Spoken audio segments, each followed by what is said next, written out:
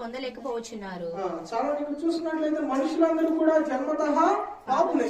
మరి ఈ యొక్క పాపం నుంచి విడిపించడానికి పరిశుద్ధుడైన దేవుడు రావాల్సి వచ్చింది. కాబట్టి ఇక్కడ మనం చూసినట్లయితే ప్రభు అయిన యేసుక్రీస్తు వారు రక్షకుడిగా ఈ లోకానికి వచ్చారు. ఎలా వచ్చారండి?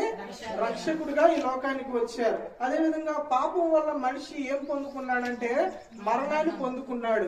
ఈ యొక్క ప్రపంచంలో చాలా మంది జన్మించారు కానీ ఎవరు కూడా మరణాన్ని జయించినట్లుగా చరిత్ర లేదు. అందరూ కూడా జన్మించారు, అదే విధంగా మరణించారు. గొప్ప గొప్ప మనుషులందరూ కూడా ఈ యొక్క లోకంలో జన్మించారు కానీ చివరికి వారందరూ ఏమయ్యారు?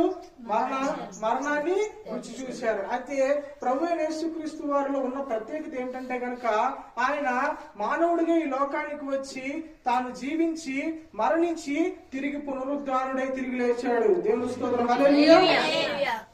అయితే అదే విధంగా ఇప్పుడు ఆయన మరణాన్ని జయించాడు కాబట్టి అదే విధంగా ఈ విధంగా చెప్తాడు కదా, నేను లోకమును జయించి ఉన్నాను అని ప్రభు యేసుక్రీస్తు వారు బైబిల్లో మనకు సెలవిస్తూ ఉన్నారు. కాబట్టి మనకి ఏం తెలుసుకోవాలంటే గనక ఈ మనుషుడు ఎవరు, ఎందుకని ఈ లోకానికి వచ్చాడంటే గనక నా పాపాల నిమిత్తము ఆయన తన ప్రాణాన్ని అర్పించి మనకు ఏమిచ్చాడంటే రక్షణనిచ్చాడు.